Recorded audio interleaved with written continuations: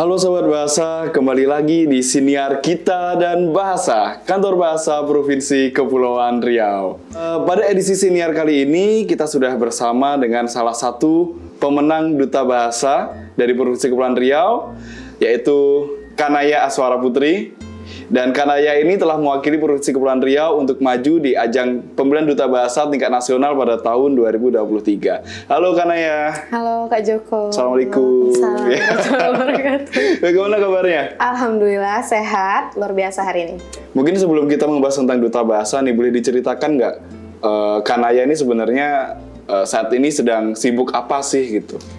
Untuk belakangan ini aku sedang sibuk mengurus seluruh proyek tugas kuliah. Iya. Karena udah hampir penghujung semester, jadi banyak banget tugas-tugas kuliah, pemrograman yang harus diselesain. Oke, bentar. Ini semester berapa dan jurusan apa? Nah, aku itu ada di jurusan Sistem Informasi di semester 4 di Sekolah Tinggi Teknologi Indonesia Tanjung Pinang. Sistem Informasi ya? Iya, benar. Nah, jadi kan kemungkinan kan kalau Duta Bahasa pasti identiknya dengan jurusan-jurusan bahasa, baik bahasa Indonesia, bahasa Inggris, atau bahasa. Biasanya terkait dengan bahasa gitu loh. Tetapi kan ini Kanaya ternyata bukan dari jurusan bahasa nih, tetapi memiliki minat untuk menekuni dunia bahasa atau bagaimana?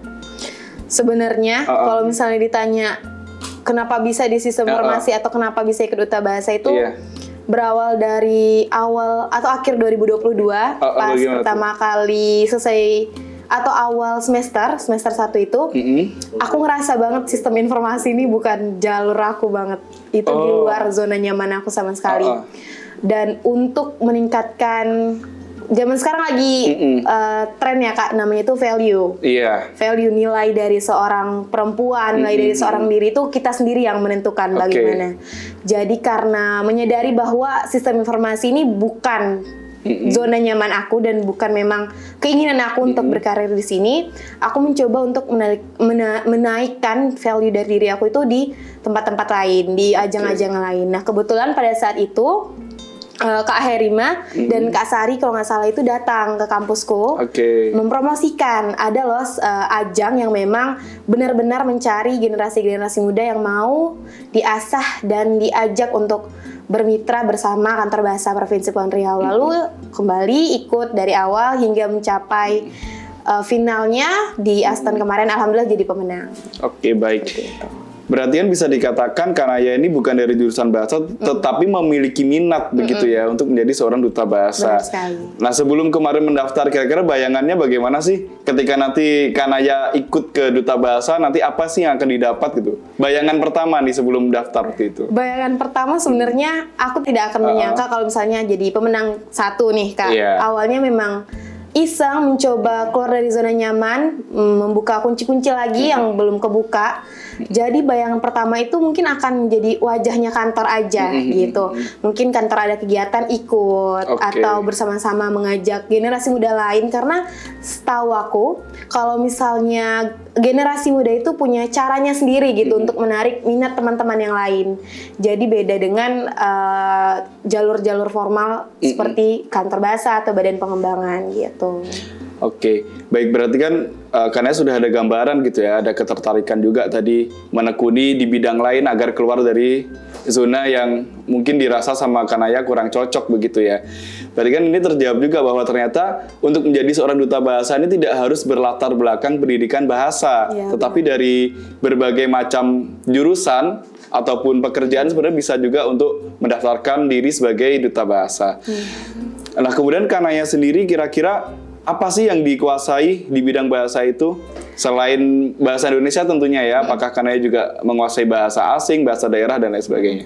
Jadi teman-teman, ayah dan ibuku itu merupakan percampuran dari Batak dan Ambon. Oh iya? Iya, benar sekali. Jadi tidak ada darah Melayu, namun saya mau dan akan dibina terus sama Kantor Bahasa biar mengetahui kesusastraan yang ada di Kepulauan Riau. Lalu untuk bahasa, alhamdulillah dari kecil itu sebenarnya saya belum pernah mengikuti bimbel ekstra tambahan ya Kak di luar, cuman saya memang rajin sekali menonton film barat, gitu, film yang dari luar, sehingga ternyata sampai ke SMA itu berkelanjutan dan mempunyai dampaknya sendiri.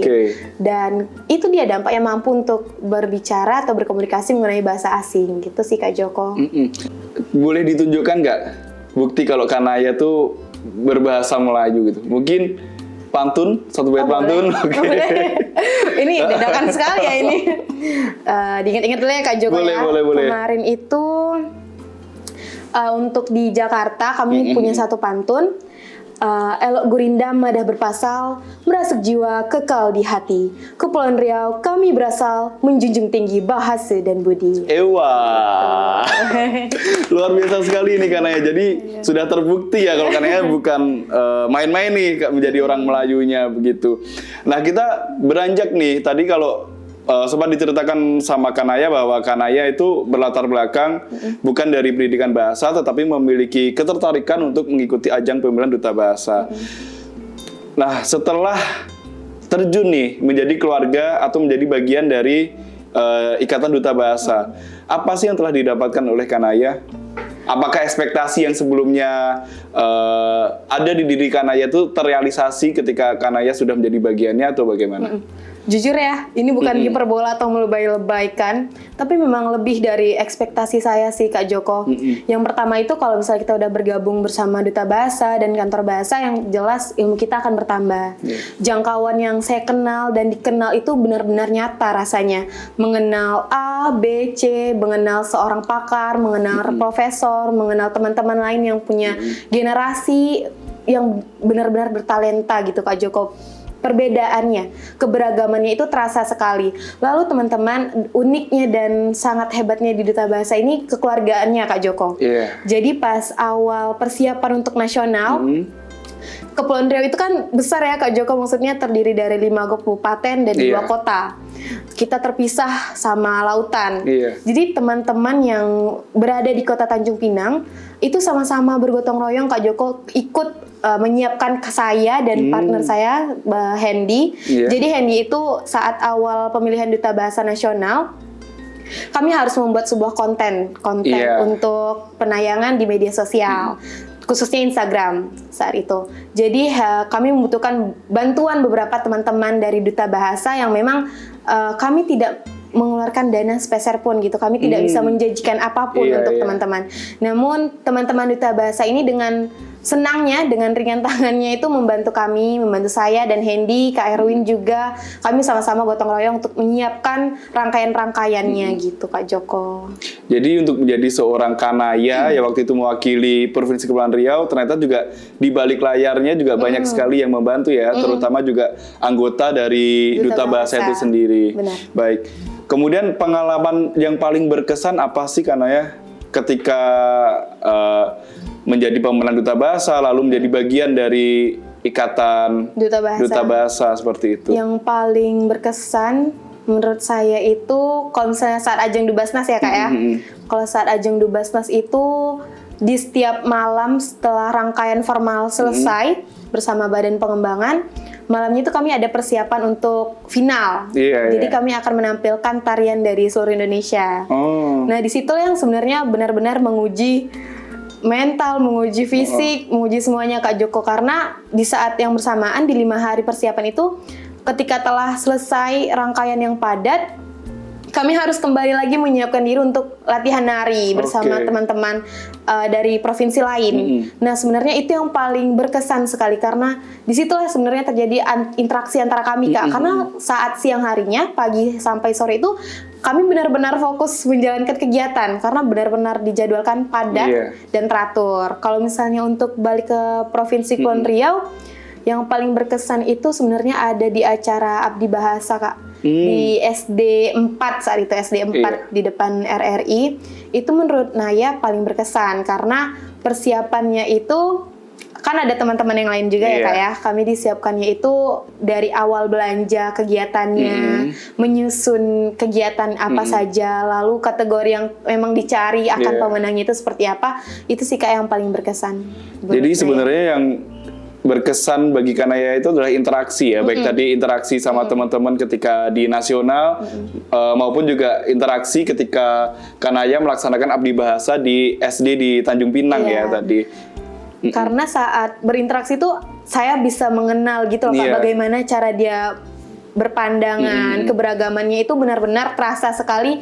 Kalau menurut si A ini lebih bagus seperti ini, menurut Naya sepertinya akan lebih efektif kalau seperti ini gitu. Di situ kami benar-benar diuji supaya ketemu nggak nih jalan tengahnya gitu. Kira-kira akan seperti apa? Karena banyaknya ketika kita bersinggungan pendapat, jadinya tidak berteguran atau saling menyimpan rasa kesal gitu di hati. Namun di duta bahasa itu tidak ada seperti itu. Pasti kita ketemu jalan tengahnya, pasti kita selesaikan dengan baik-baik gitu Kak. Berarti ada proses belajar juga ya selama menjadi bagian dari duta bahasa itu. Karena kan selain kita mengadakan kegiatan selama ini kan banyak juga bertemu dengan pakar bahasa dan pakar sastra begitu yang biasanya kantor bahasa selenggarakan pasti melibatkan juga teman-teman dari duta bahasa. Nah, boleh diceritakan nggak siapa sih pakar yang paling berkesan menurut Kanaya dan pernah berinteraksi secara langsung oleh Kanaya? Ada, namanya itu kami panggilnya Uda Ivan Lanin. Nah, Uda Ivan Lanin itu kalau misalnya menyampaikan informasinya itu mentransfer ilmunya itu punya apa ya Kak, gayanya sendiri gitu, lucunya dapat, selalu dibilang duta bahasa itu polisi bahasa gitu, selalu gini gitu. Jadi sebenarnya dari Uda Ivan Lanin juga saya belajar gitu, nggak masalah kok dibilang polisi bahasa. Sebenarnya polisi bahasa itu berangkat dari ketidaktahuan masyarakat gitu, ketidaktahuan teman-teman, karena kita dijuluki sama polisi bahasa. Selagi kita menegakkan yang benar, kata Uda Ivan Lanin, sebenarnya kebiasaan-kebiasaan yang dijuluki seperti itu akan hilang sendiri sih Kak. Karena awalnya kan mereka salah. Ketika kita membenarkan, tidak diterima, makanya diejek atau dicemooh seperti itu. Jadi kalau misalnya paling berkesan, Uda Ivan Lanin kayaknya punya caranya sendiri gitu. Dan sampai sekarang masih berkomunikasi baik gitu. Saya setuju sih dengan konsep duta bahasa itu sama dengan polisi bahasa begitu ya, karena memang duta bahasa menjadi garda terdepan, menjadi wajah bagi anak-anak muda untuk kita melestarikan, mengembangkan dan juga menggunakan bahasa Indonesia yang baik dan benar di ruang publik begitu kan.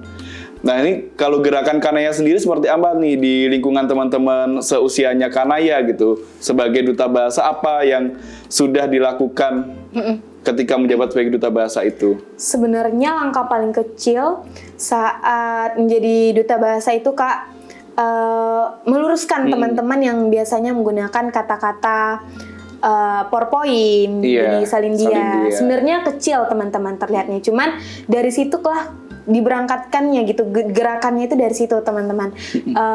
PowerPoint atau apalagi ya kata-kata yang biasanya kita gunakan dalam bahasa Inggris, cuman ini ada loh bahasa Indonesianya teman-teman, dan harusnya memang kita gunakan yang seperti itu. Oke, berarti gerakan-gerakan kecil itu Kanaya terapkan juga di lingkungan pertemanan begitu ya. Lalu budayakan baca saya punya adik Kak Joko, masih kecil sekali, umurnya baru 5 tahun. Dibudayakan baca gitu, karena mulutnya sangat cerewet ya Kak Joko. Kalau misalnya ditanya, kok bisa gini, cerewet banget, mulutnya pintar gini-gini.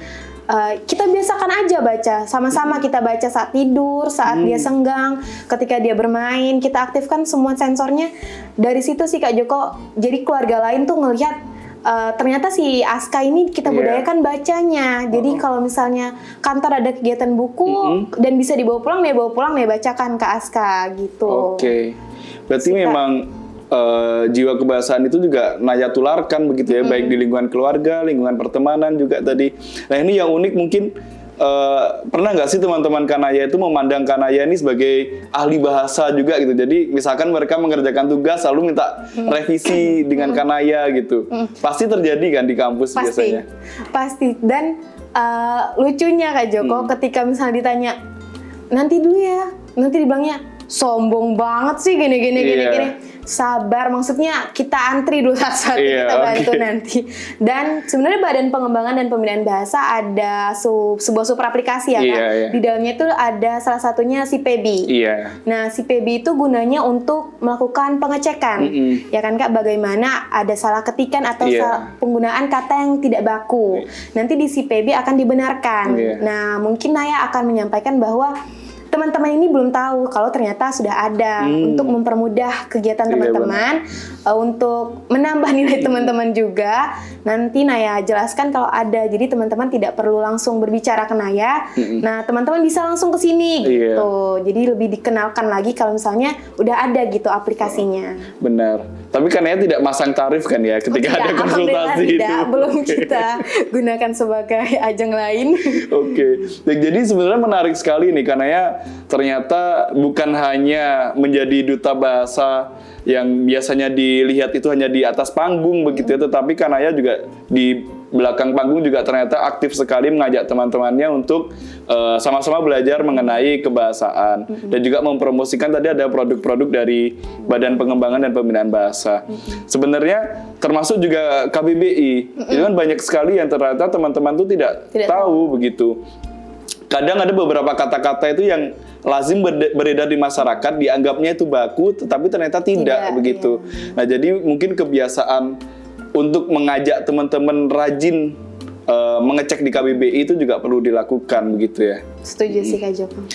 Nah baik, Kanaya mungkin boleh diceritakan nih, tadi ketika melewati proses mendaftar sebagai duta bahasa, kemudian ternyata terpilih mewakili Provinsi Kepulauan Riau untuk maju ke tingkat nasional. Dan setahu saya kan ketika di tingkat nasional itu pasti membawa sebuah project begitu ya, membawa sebuah gagasan untuk dipresentasikan dan dibagikan kepada teman-teman di tingkat nasional tersebut. Nah, kira-kira apa sih waktu itu dibawa oleh Kanaya dan tentunya potensi apa yang diangkat oleh Kanaya dari Provinsi Kepulauan Riau? Oke, balik ke Krida ya Kak, berarti Krida untuk nasional. Nah, sebenarnya saya dan Hendy itu sempat berdiskusi beberapa waktu. Karena banyak sekali kan Kak yang harus kita filter dulu mana ya kira-kira yang memang bisa benar-benar dihandalkan gitu. Jadi saat kemarin balik di bulan Agustus tahun 2023, kami itu sudah menetapkan sebuah Krida namanya itu BISA. BISA itu singkatan dari Bisnis dan Bahasa. Oke, itu aplikasi? Itu web Kak, sebuah laman. Laman. Jadi BISA ini sebenarnya intinya itu sebenarnya berasalnya dari Hendy. Jadi Hendy itu dia punya kenalan beberapa dosennya dan profesornya itu merupakan profesor dari negara asing, dari Cina, dari Australia seperti itu Kak. Jadi beberapa dari dosen Hendy itu juga mempunyai bisnis di Tanjung Pinang, Batam, dan sekitar Kepulauan Riau. Ketika ditanya apa yang menjadi kendala itu sebenarnya bahasa salah satunya, faktor utamanya. Berangkat dari alasan itu, saya dan Hendy itu berniat untuk membuat sebuah laman. Sebenarnya itu tujuannya mengenalkan budaya-budaya semacam apa yang ada di Kepulauan Riau. Lalu bisnis-bisnis apa yang memang mempunyai potensi di Kepulauan Riau. Yang seperti kita tahu ya Kak, Natuna dengan minyaknya, Kota Tanjung Pinang dengan pantai, Bintan, Batam, kota industri. Kami mencoba memperkenalkan bahasa Indonesia. Jadi di web itu Kak, kami teman-teman atau pengunjung dari laman itu bisa memilih menggunakan bahasa apa. Kami menyediakan bahasa Inggris, bahasa Mandarin, bahasa Indonesia, dan bahasa Melayu Kepulauan Riau. Nah, lalu di dalamnya juga kami mengenalkan sebuah fiturnya itu seperti pelantang atau pengenalan suara. Jadi teman-teman atau ketika ada turis asing yang memang ada niatan untuk membuka bisnis atau belajar bahasa Indonesia bisa menggunakan fitur tersebut. Seperti itu. Di situ juga kami terapkan fitur langsung mengobrol terhadap teman-teman yang memang kami libatkan. Pada saat itu kami melibatkan teman-teman duta bahasa yang mempunyai kefasihan bahasa Mandarin, bahasa Melayu Kepulauan Riau, dan bahasa Indonesia. Seperti itu Kak Joko. Jadi sebenarnya tadi laman BISA yang dibuat oleh Kanaya dan Hendy ini merupakan salah satu produk yang membantu Badan Bahasa mempromosikan bahasa Indonesia ya sebenarnya. Karena kan kita di Badan Bahasa memiliki sebuah slogan Trigatra Bangun Bahasa. Coba itu bagaimana tuh? Jadi di kantor bahasa Badan Pengembangan Bahasa itu punya slogan teman-teman, namanya itu Trigatra Bangun Bahasa. Kalau misalnya ada yang sebut Trigatra Bangun Bahasa, teman-teman duta bahasa biasanya akan menjawab utamakan bahasa Indonesia, lestarikan bahasa daerah, dan kuasai bahasa asing. Nah sebenarnya 3 poin ini adalah 3 inti utama atau kunci dasar untuk teman-teman menjadi bagian dan menyiapkan diri di generasi emas 2045. Seperti itu. Benar. Jadi kan tadi di Trigatra Bangun Bahasa ternyata juga sudah lengkap ya merangkum semuanya, baik mengenai bahasa daerah, kemudian bahasa Indonesia, dan juga bahasa asing begitu. Dan teman-teman ternyata bahasa Indonesia ini juga sudah menjadi salah satu bahasa internasional karena sudah kemarin disahkan secara resmi bahwa bahasa Indonesia diakui dan bisa digunakan untuk sidang UNESCO. Iya. Nah kemudian Kanaya ini kan kemarin juga beberapa waktu yang lalu nih sempat viral nih bahwa bahasa Indonesia itu diklaim sebagai bahasa yang miskin kosakata. Nah saya pengen tahu nih pendapat dari Kanaya sebagai seorang duta bahasa, setuju atau tidak dengan pernyataan itu? Kalau ditanya setuju tidak, tentu saja jawabannya tidak setuju ya Kak Joko. Karena sebenarnya jika teman-teman ingin mengetahui lebih lanjut, teman-teman itu bisa loh berkunjung ke laman-laman yang sudah dibuat Badan Pengembangan, dan teman-teman bisa mengecek sendiri sudah berapa banyak kosakata yang terdapat di dalamnya. Kalau dibilang miskin kosakata mungkin lebih ke arah sangat-sangat kontra gitu. Kenapa bisa tercetus seperti itu?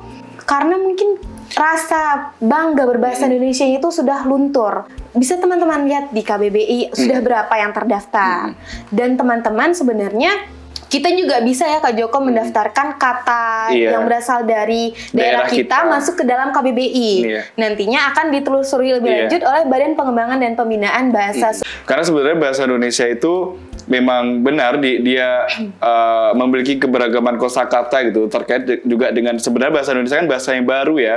Kita baru resmikan tahun 1928 ketika Sumpah Pemuda. Nah, semenjak tahun itu juga perkembangannya sudah sangat pesat gitu. Terkadang muncul isu bahwa bahasa Indonesia miskin kosakata, itu bisa jadi karena generasi muda juga kosakatanya terbatas gitu. Karena kita tidak terlalu banyak menguasai istilah-istilah lain yang ada di kamus gitu. Jadi mungkin ini tugas buat kita semua ya sebenarnya Kanaya ya, bahwa mengajak teman-teman, mengajak sahabat bahasa dimanapun berada, mari kita semangat lagi untuk menelusuri kosakata bahasa Indonesia. Kita coba baca-baca lagi Kamus Besar Bahasa Indonesia agar kita semakin kaya dengan kosakata bahasa Indonesia. Karena sebagai duta bahasa pastinya tahu dengan produk dari Badan Bahasa yang bernama Uji Kemahiran Bahasa Indonesia atau UKBI. Nah kemarin ketika Kanaya mendaftar, apakah UKBI ini menjadi salah satu syarat agar Kanaya bisa terpilih menjadi duta bahasa atau bagaimana? Jadi saat awal pendaftaran memang sudah disebutkan ya Kak, harus mengikuti UKBI. Namun UKBI itu diselenggarakan setelah wawancara. Jadi teman-teman yang sudah pasti menjadi finalis saat 2023 itu 20 besar ya Kak Joko, akan dilaksanakan UKBI. Iya. Sebenarnya kan ada kalau tidak salah tuh ada beberapa sesi ya. Tadi tidak hanya menulis, membaca, lalu mendengarkan, tetapi juga ada berbicara dan juga kaidah kebahasaan. 5 berarti ya Kak. Tetapi beberapa sesinya itu biasanya tergantung dengan kebutuhan apa yang diinginkan oleh si orang yang akan diuji begitu. Baik, kemudian kalau boleh tahu nih, kemarin Kanaya hasil UKBI-nya berada di level apa? Alhamdulillah sangat unggul teman-teman. Jadi tahun lalu itu 2023 ternyata ada penghargaan untuk peraih penilaian UKBI tertinggi. Alhamdulillah Naya menjadi terbaik 1 UKBI karena nilai Naya itu dikategorikan menjadi sangat unggul seperti itu. Itu di lingkungan Kepulauan Riau atau di nasional waktu itu? Saat itu Kepulauan Riau, Kak. Oke, berarti di antara teman-teman duta bahasa lainnya ya? Iya, benar. Nah, mungkin ada kiat-kiat nggak dari Kanaya? Waktu itu sebelum ujian, apa sih persiapan Kanaya? Persiapannya mungkin sebelum kita melaksanakan tesnya langsung, ada simulasinya teman-teman. Ada simulasi soal-soal yang sudah dikirimkan atau diunduh di laman UKBI. Jadi sebelum kita ke dalam sesi benar-benar percobaannya teman-teman, sebelumnya kita boleh mengadakan simulasi. Nah di simulasi ini sebenarnya diulang lagi terus biar terbiasa dengan menghadapi soal-soal seperti itu sih Kak. Jadi ketika sudah terbiasa, insya Allah pasti bisa terjawab. Karena kita sebagai orang Indonesia, bahasa Indonesia yang kita gunakan sehari-hari pasti sudah tidak asing. Tidak seasing ketika kita menguji kebahasaan kita dengan bahasa lain, bahasa Inggris atau bahasa lain yang teman-teman kuasai seperti itu. Kemudian kalau untuk bahasa asing sendiri waktu itu tesnya seperti apa? Tes saat nasional ya Kak? Iya, boleh diceritakan. di saat nasional itu sebenarnya ada 3 juri yang disediakan oleh badan. Yang pertama itu adalah foreigner, namanya itu Miss Wendy George. Miss Wendy George itu dari, ini koreksi saya jika saya salah ya Kak, kalau saya itu dari Amerika. Beliau datang untuk menguji langsung. Lalu yang kedua itu adalah polyglot. Nah, polyglot ini adalah orang yang mampu berbicara lebih dari 5 bahasa, Kak Joko. Jadi, jadi beliau juga salah satu menjadi juri saat kami acara nasional. Yang juri yang ketiga itu adalah dari Badan Pengembangan dan Pembinaan Bahasa. Beliau fasih berbahasa Inggris. Uji bahasa asingnya itu kami diminta untuk menjelaskan, bisa dibilang kurikulum vitae masing-masing gitu, Kak Joko. Bisa dijelaskan deskripsi diri, perkenalan diri. Nanti teman-teman bisa menyiapkan dulu. Kalau teman-teman berangkat ke nasional, teman-teman bisa menyiapkan dari rumah. Nanti di dalam juknis itu diterapkan, dijelaskan, dipaparkan bahwa diberi waktu 6 menit untuk menjelaskan. 6 menit ini untuk 2 orang ya Kak Joko. Jadi untuk saya dan Hendy 3 menit untuk menjelaskan masing-masing tentang nama, mungkin latar belakang atau alasan yang menjadi penunjang. Lalu setelah dari itu kami masuk ke sesi pertanyaan. Mohon maaf, berarti penjelasannya 4 menit, pertanyaan itu 6 menit. Jadi setiap provinsi itu punya waktu 10 menit. 2 menit Hendy menjelaskan, saya 2 menit. 6 menitnya kami sesi tanya jawab bersama para juri. Jadi kemarin kebetulan saya ditanyai oleh Miss Wendy, kalau Hendy itu ditanya sama polyglotnya Kak, karena Hendy fasih berbahasa Mandarin. Jadinya ditanya sama polyglotnya seperti itu. Oh, berarti kemampuan bahasa asing juga menjadi salah satu nilai lebih begitu ya? Benar. Nah, kemudian pandangan Kanaya sendiri nih ketika kemarin di nasional ternyata melewati beberapa tahap ujian atau tes yang bisa dikatakan tidak mudah begitu ya. Jadi kemarin persiapannya itu berapa lama? Jeda waktu antara Kanaya terpilih nih sebagai Duta Bahasa Kepulauan Riau kemudian hingga menuju ke nasional, jeda waktunya berapa lama? Jadi pemilihan tingkat provinsi itu ada di bulan 5 atau 6 Kak Joko. Mei atau Juni berarti ya? Mei atau Juni. Setelah Lebaran pokoknya. Setelah Lebaran, 2 minggu setelah Lebaran, final provinsi. Di bulan September itu adalah kegiatan nasionalnya. Berarti jedanya mungkin sekitar 2-3 bulan. 3 bulanan mungkin Kak Joko. Disitulah waktu kami menyelesaikan seluruh rangkaian yang memang sudah diterapkan di Juknis.